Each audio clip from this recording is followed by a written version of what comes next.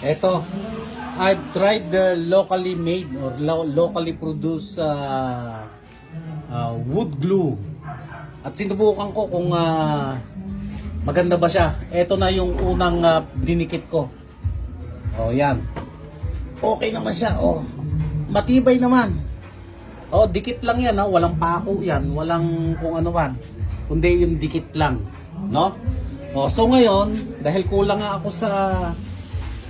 sa clamp, eto nagdidikit na naman ako ng bago. Ayan, dikit. So yan na yung gagamitin ko dito sa ano. Yan yung gagamitin ko dito sa, oh yan, oh, nakita niyo bagong dikit lang yan. Oh, yan yung gagamitin ko dito sa ating table saw. Siya magiging sahig, no? Oh, yan. And of course, siya nga pala, dumating na yung in-order kong switch, push button switch, on, off. Oo, ito yung ilalagay ko rito, switch ng circular saw. Oh, yan. At makikita nyo yung ano, yung gagawin ko diyan, ano? Kung paano yan.